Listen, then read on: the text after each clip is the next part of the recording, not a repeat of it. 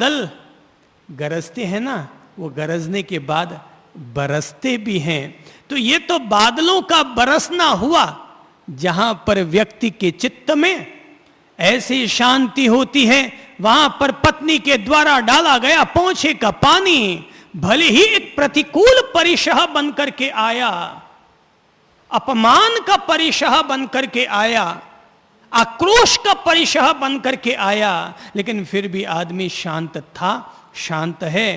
तो जो आदमी शांत था, शांत रहता है, विश्वास रखिए, उम्मीद रखिए, आशा रखिए, भरोसा रखिए कि वह व्यक्ति आने वाले कल को भी शांत रहेगा। जो वर्तमान का ही सामना करने में सफल न हो पाया, वो आने वाले कल में किसी यक्ष, राक्षस, किन्नर, देवता के द्वारा दिए जाने वाले परीक्षाओं का सामना करने में कैसे सफल हो पाएगा। तो कसौटी, पत्थर का नाम है कसौटी, और कसौटी पर घिसो तो पता चले ये सोना है या चांदी है या पीतल है।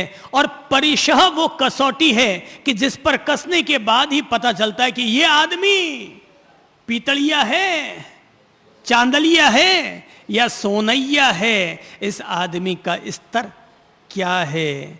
हम भले ही अपने आप को ऊंचा माने, धार्मिक माने, कुछ भी माने, पर कुछ ऊपर वाले को भी तो हमारा मूल्यांकन करके देख लेने दो कि वो हमें क्या मानता है, क्योंकि वो हमारे बाहर के जप तप संयम को नहीं देखता, वो हमारे भीतर सहन करने वाली सहनशीलता को, उदारता को, हमारे अखंड प्रमोद भाव को देखने की कोशिश करता है। और उसी के आधार पर पता चलता है कौन आदमी कितने पानी में है, कौन आदमी कितने पानी में है। कहते हैं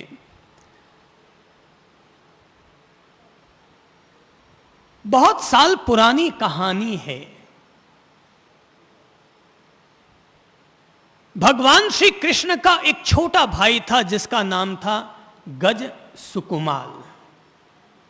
हम लोग इस नाम से भलीभांति परिचित हैं। कहते हैं कि गज सुकुमाल विरक्त हुआ,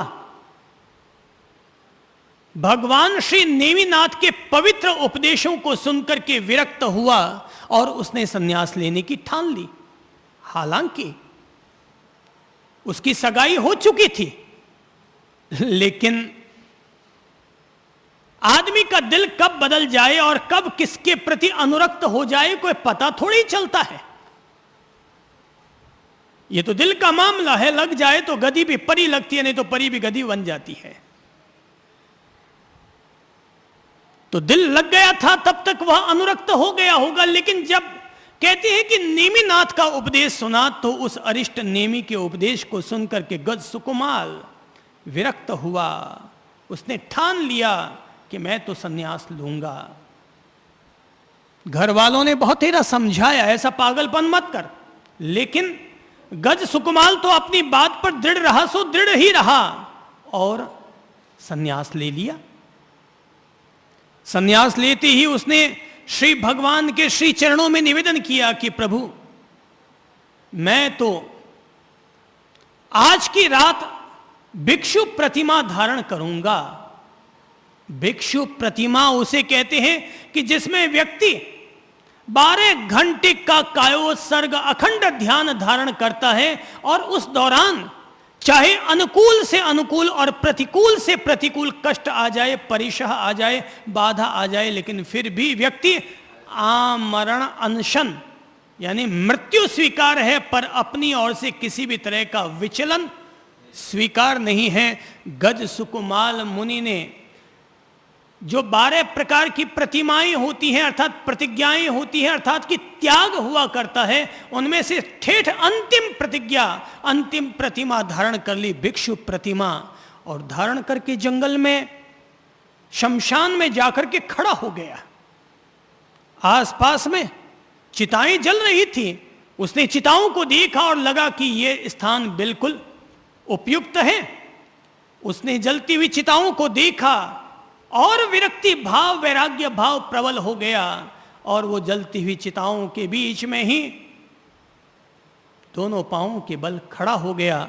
साधना में, आराधना में, उपासना में निर्विकार भाव से, निष्प्रिय भाव से, निर्ग्रंथ भाव से वो गज सुकुमाल हो गया, अपनी अंतरात्मा में हो गया, मुक्ति भाव में स्थित हो गया, जीवन मुक्त और विदेह मुक्त अवस्था में प्रवेश कर गया। कि तभी कहते हैं कि गज सुकुमाल की जिस लड़की के साथ सगाई हुई थी उसका पिता अचानक रात के समय में उसका उधर से गुजरना हुआ। तो उसने जो ही अपने पूर्व दामाद को देखा तो मन में आक्रोश से भर उठा और उसे लगा, ओ तो यही है वो कि जिसने मेरी बेटी के साथ दगा किया, विश्वासघात किया। मैं इसे चखाता हूं कि विश्वासघात का क्या दुष्परिणाम हुआ करता है। बस ये सोचकर, ये संकल्प करके वो सोचता है क्या करूं, क्या ना करूं, क्या करूं, क्या ना करूं। कि तभी देखता है एक तरफ चिता जल रही है तो दूसरी तरफ तालाब है। वो निर्णय करता है और तालाब की माटी निकाल कर लाता है और गज सुकुमाल संत के माथे पर मिट्टी की पाल, मिट्टी की अंगीठी बना देता है और जलती हुई चिता में से अंगारे, मिट्टी के घड़े में लेकर के वे अंगारे उसके माथे पर डाल देता है और वहां से रफू चक्कर हो जाता है। परिशह, घोर परिशह, अत्यंत क्लेशकारी परिशह, जो किसी भी स्थिति में सहन न किया जा सके ऐसा परिशह कि जहां अपन लोग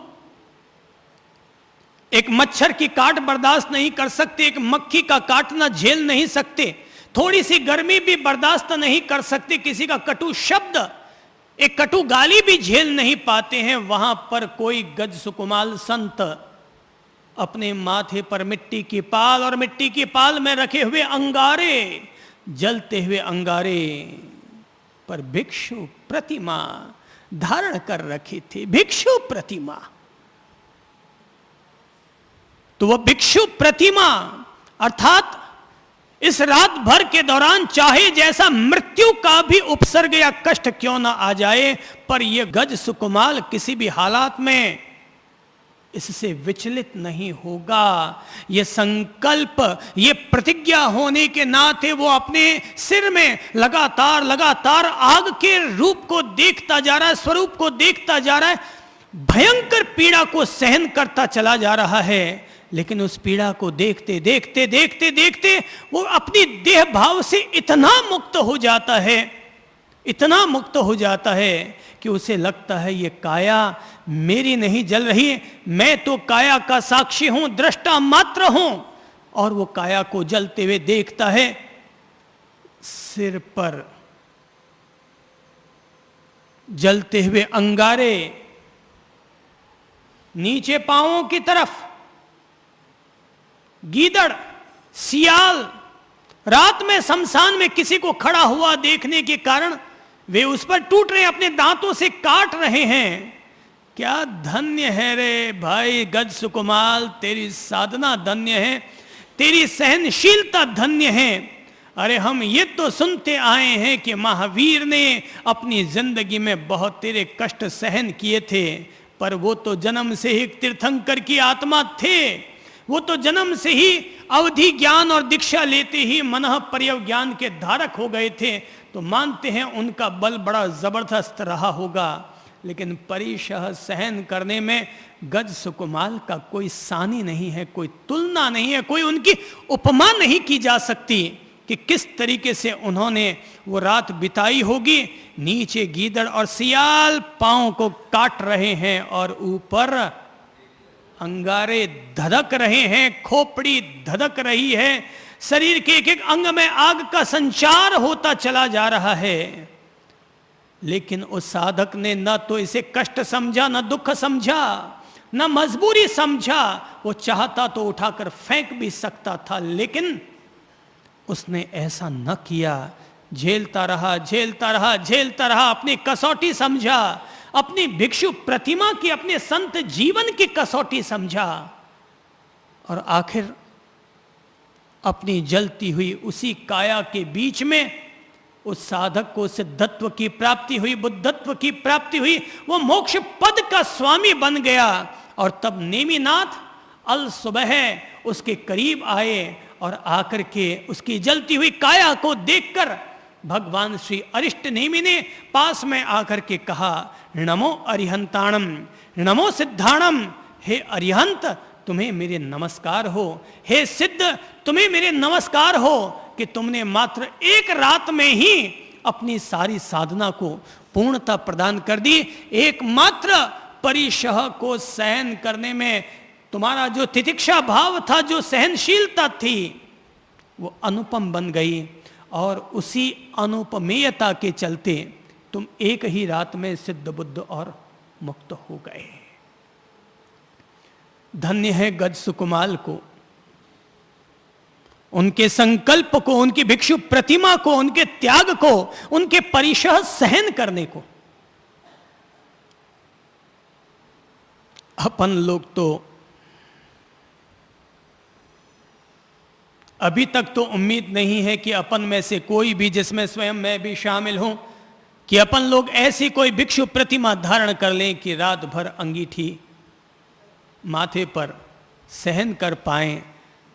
अपने काया के पुद्गलों की ताकत इतनी नहीं है, पर अपन गज सुकुमाल संत को याद करके अपने जीवन के लिए कुछ न कुछ सहन करने की मानसिकता तो अवश्य बना सकते हैं कि चलो मैं ज्यादा कुछ नहीं कर सकता, पर कम से कम 22 परिशहों में से आक्रोश परिसह का सामना तो जरूर करूंगा।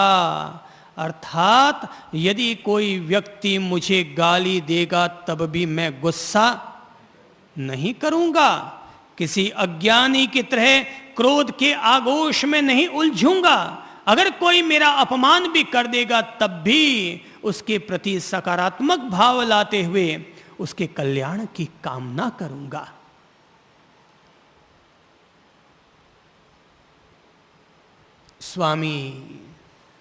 स्वामी राम तीर्थ की उस घटना ने मुझे अब तक बहुत